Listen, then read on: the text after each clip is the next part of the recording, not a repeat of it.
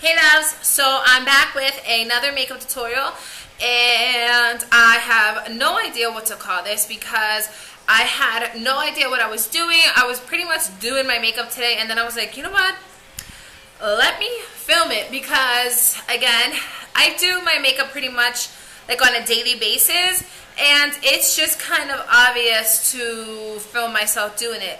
Especially, like, I don't even know why. I kind of look back at my videos and stuff like that. Remember how I was saying to you guys how I needed to, like, make more videos and blah, blah, blah, blah.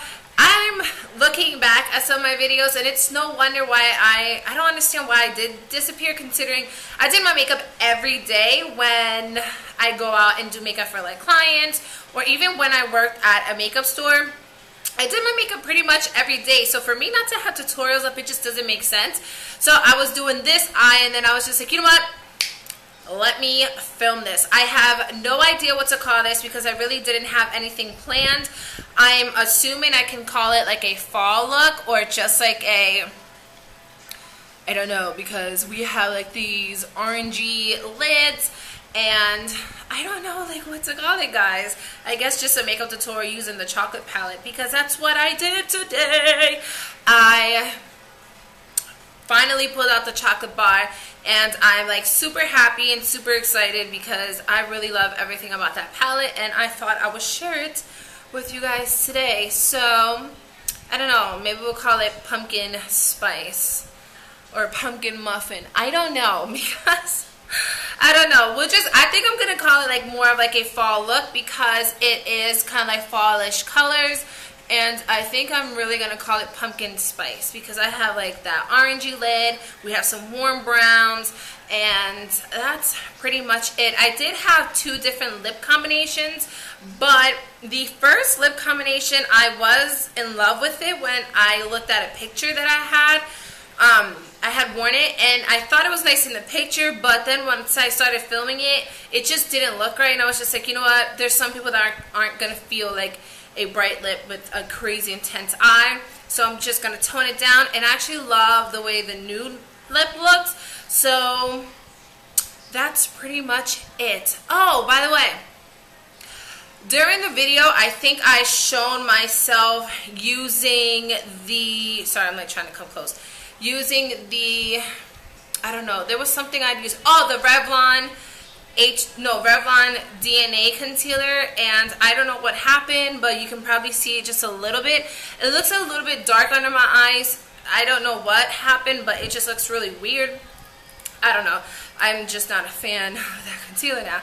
Anyways, but that is it. If you guys want to know how I achieved this look, then just go ahead and keep on watching. Alrighty now, so we are going to be starting off with priming our eyes with the Benefit Stay Don't Stray eyeshadow primer, which you guys know I absolutely love this primer at the moment. Excited with the Too Faced Chocolate Palette. Let's awkwardly smell it. I am taking the shade Salted Caramel with a large fluffy brush, and I am placing that into my crease as my transitional shade. And then I took this Jumbo Pencil by NYX in French Fries, I believe it's called. And then I placed that on my lid. And you can totally use these eyeshadow pencils by themselves if you have no problems with creasing. But I have to add a shadow primer with these because they just crease on me really ridiculously. I am then taking my Bare Minerals palette and taking that kind of rose goldy effect eyeshadow, and I am placing that on top of the French Fries base because, as you can see, it turned it more into an orangey, like pumpkin type of color as opposed to just a rose gold shade.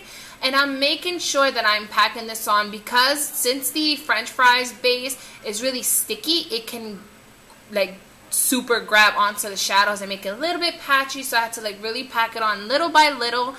And yeah, that's pretty much what you see me doing. I then took a fluffy brush again and just blended those two shadows together. I took a number, I want to say it's almost like a 217 brush. I think it's a number 17 or 27 brush by Sephora. And I dipped it into milk chocolate with semi-sweet from the palette, and I'm placing that right into my crease just to deepen that up. And I built this so intensely because I wanted it to look more brown as opposed to just like a soft brown. And yeah, that's pretty much what you see me doing. I then went back in with the same fluffy brush and blended that out together, and this just created a nice soft kind of like smoky effect. Yeah. I then took the shade White Chocolate, which is a matte skin tone highlight, and I placed that right beneath the brow bone. Again, blending that out with the same fluffy brush we've been blending everything with. And I just keep looking back at my work and just kept blending that out so there's a soft transition. I lined my tight line area with a black liner, and then I added some mascara to pretty much prep my eyes for some lashes. I then added my foundation already. I kind of skipped it because I felt like this video would have been too long and I didn't want to bore you guys with applying foundation, so I'm just adding concealer to really brighten up those under eye areas and anywhere else that I want it to look brightened. As you can see, my nose, my forehead, and around my mouth area. And I blended that out with the same foundation brush, and this is a Real Techniques brush, and I love how it blends out concealers. I then took a powder that was closer to my skin tone shade just to set the foundation that I used. A list of products will be listed down below, but I basically placed that powder around the perimeters of my face just to add a little bit of color and to set, like I said. I went in with the banana shade from the Anastasia Beverly Hills palette and with that Wet n Wild Coverall powder, and I mixed those two together because I didn't want a stark white highlight. I wanted it to look a little bit more natural, and I placed that underneath the eye area as well as anywhere else I have highlighted, like my forehead, my nose, and my chin, I believe. There it goes. I then went into the darkest shade. I think it's called Havana. I'm not pretty sure, but I just took one of the powders to contour my face. Again, pretty much in the hollows of the cheeks, anywhere around the perimeter of my face. And then took a clean brush and went in and buffed that together just so that it doesn't look so harsh. I don't know why, but the forehead area sometimes can look a little harsh. I don't know if I put a little too much or what. And then I added some down my nose because you know I like a slimmer nose. So that is pretty much that I'm doing. Oh yeah. Oh, let's take a break. I didn't know exactly what I was going to be doing, so that's why I look like that. I then took Triple Fudge and I placed that on my lash line just to add a bit of darkness under there. And then I took a soft pencil brush and took a mixture of milk chocolate and salted caramel and buffed that underneath my lash line. And don't forget to add mascara, ladies, to your bottom lash lines.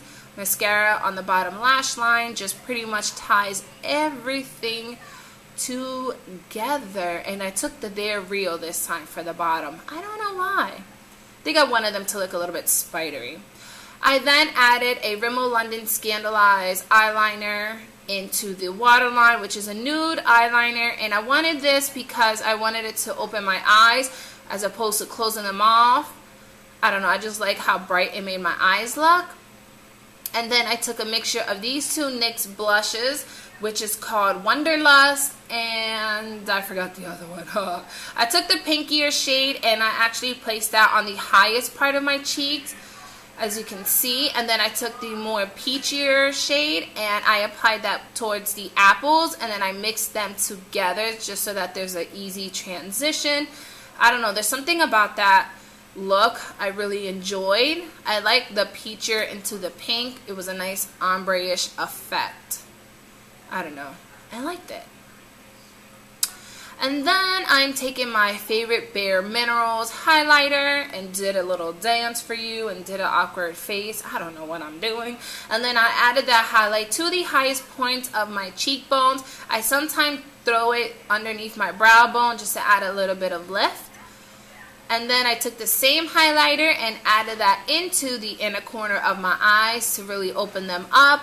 I am so obsessed with super bright inner corner, guys. I remember for a while I just avoided it, but now, like, just recently I can't get enough. And then I added some on the top of my Cupid's bow.